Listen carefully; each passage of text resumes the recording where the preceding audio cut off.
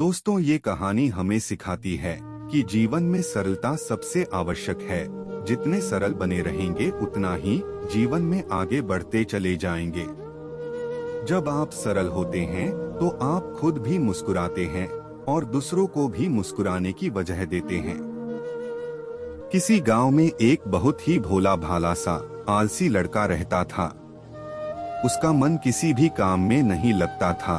वो बस खाना खाता, घूमता और सोते रहता था। एक दिन उसे किसी ने बताया कि एक आश्रम है जहाँ पर कुछ काम नहीं करना पड़ता और हर दिन 2 समय का खाना और नाश्ता मिलता है।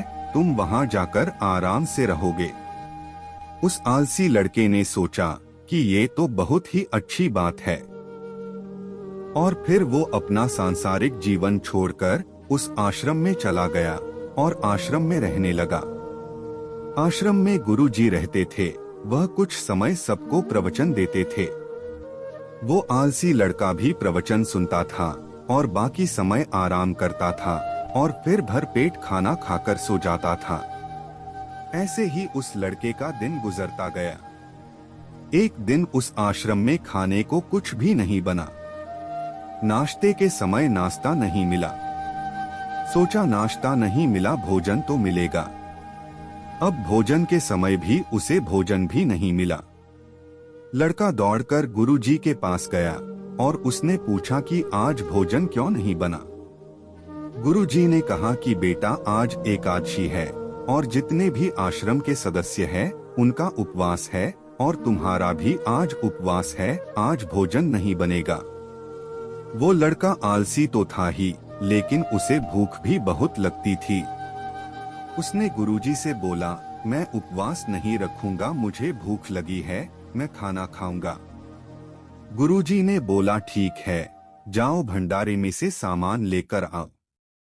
और हाँ, आश्रम में नहीं, बाहर ले जाकर बनाना, लेकिन याद रखना भोजन बनाने के बाद सबसे पहला भोग भगवान को ही लगाना और फिर तुम प्रसाद लेना। वो लड़का बोला, ठीक है, और फिर अनाज लेकर नदी की ओर चला। नदी के पास वो भोजन पकाने लगा। भोजन तैयार होने के बाद कहने लगा कि भगवान श्री राम आइए, पधारिए और भोग लगाइए।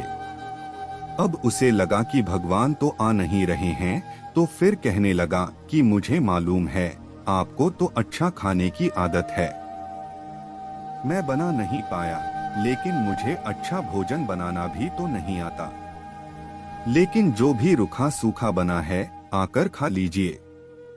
भगवान श्री राम उसकी सरलता पर बहुत ही प्रसन्न हुए और उस लड़के को दर्शन दे दिए। उसने देखा कि भगवान श्री राम आए हुए हैं और उनके साथ माता सीता भी आई हुई हैं। लेकिन लड़के ने सिर्फ 2 लोगों के लिए ही भोजन बनाया था, एक अपने लिए और दूसरा भगवान के लिए। अब क्योंकि भगवान के साथ माता सीता भी आई हुई हैं, तो उसने उस भोजन को माता सीता और भगवान के सामने ग्रहण करने के लिए रख दिया। भगवान श्री राम और माता सीता ने भोजन किया। उसके बाद जब वह जाने लगे तो वो भोला सा आलसी लड़का बोला, प्रभु आप आए, दर्शन दिए, बहुत अच्छा लगा, लेकिन मुझे खाने को कुछ नहीं मिला।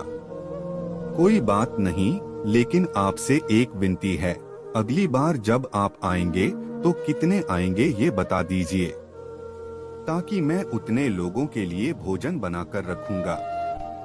भगवान श्री राम मन ही मन मुस्कुराए और फिर अंतर ध्यान हो गए। लड़का आश्रम गया, दिन बीत गया और फिर एकादशी का दिन आया।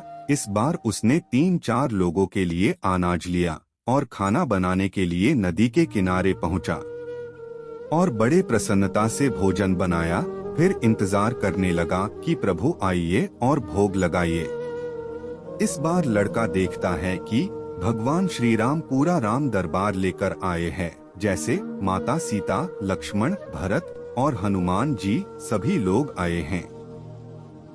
लड़के ने 3 से 4 लोगों का भोजन बनाया था और इस बार भी भोजन कम पड़ गया। लड़के ने निराश होकर भोजन को प्रभु के आगे रख दिया। उन्होंने भोजन किया और फिर चले गए। और इस बार भी लड़का फिर से भूखा ही रह गया। अब लड़का फिर आश्रम गया। दिन ऐसे ही बीत गया और फिर एकादशी का दिन आया। इस बार गुरुजी से कहने लगा कि गुरुजी मुझे इस बार थोड़ा ज्यादा अनाज चाहिए। गुरुजी सोचने लगे ये इतना सारा अनाज का क्या करता है, कहीं इसे बेचता तो नहीं है। फिर उन्होंने कहा कि ठीक है। लड़के ने कहा नहीं गुरुजी, मैं अपने लिए इतना अनाज नहीं ले जाता, भूख से परेशान नहीं रहता हूँ। प्रभु के साथ बहुत लोग आते हैं, उनको भी तो भोजन करना पड़ता है। गुरुजी को लगा कि लड़का पागल हो गया है, लेकिन गुरुजी ने सोचा कि चलो एक बार चलकर देख ही लेते हैं कि लड़का इस अनाज का करता क्या है। वह भोला सा लड़का अनाज लेकर नदी के किनारे पहुंचा और इस बार उसने खाना बनाया ही नहीं। उसने सोचा कि प्रभु हर बार ज्यादा लोगों को लेकर आते हैं, इस बार वह जितने भी आएंगे खुद बनाकर भोग लगा लेंगे। और फिर प्रेम से प्रभु को बुलाने लगा। गुरुजी ये सब छुपकर देख रहे थे। इसने भोजन तो बनाया नहीं और प्रभु को बुला रहा है। लेकिन लड़के ने देखा कि इस बार प्रभु के साथ बहुत से लोग आए हुए हैं, तो उसने प्रभु के सामने हाथ जोड़ करके कहा, प्रभु माफ करना, आप बहुत सारे लोग आते हैं, मुझे संख्या पता नहीं होती है और मेरी हिम्मत भी नहीं होती है कि इतने सारे लोगों के लिए भोजन बनाओ। आप स्वयं आइए, बनाइए, खाइए और भोग लगाइए।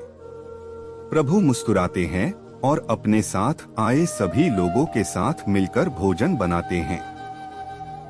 गुरुजी ये सब छुप कर देख रहे थे और फिर लड़के के पास आकर कहते हैं, तुम ये क्या कर रहे हो? लड़का कहता है, गुरुजी आपको दिख नहीं रहा है कि भगवान श्री राम पधार चुके हैं, माँ सीता भी आई हुई हैं, हनुमान जी भी आए हैं और भी सभी लोग आए हुए हैं, भोजन बना रहे हैं। गुरुजी ने बोला कि पागल हो गया है, मुझे तो कोई दिख नहीं रहा है। लड़का गुस्सा हो गया और बोला, प्रभु आप ये क्या कर रहे हो? एक तो मुझे भूखा रखा और गुरुजी को दर्शन नहीं दे रहे हो। गुरुजी मुझे पागल समझ रहे हैं, कृपा करके गुरुजी को दिख जाओ। भगवान बोले, नहीं मैं इन्हें नहीं दिख सकता। लड़का बोला, क्यों नहीं दिख सकते? मेरे गुरुजी तो बहुत महान हैं, बहुत बड़े ज्ञानी और ज्ञाता है। भगवान बोले, हाँ ज्ञानी और ज्ञाता होंगे, लेकिन तुम्हारी तरह सरल नहीं है। जो सरलता तुम में है वो तुम्हारे गुरुजी में नहीं है। लड़के ने ये बात गुरुजी को बता दी कि भगवान श्री राम कह रहे हैं, आप में सरलता नहीं है, आप मेरी तरह सरल नहीं हैं, इसलिए आपको नहीं दिख सकते। ये सुनकर गुरुजी की आंखें नम हो गईं और रोने लगे। बोले कि बिल्कुल सही कहा, मेरे अंदर तुम्हारे जितनी सरलता नहीं है। और फिर माफी मांगी। फिर भगवान ने गुरुजी को भी दर्शन दिए।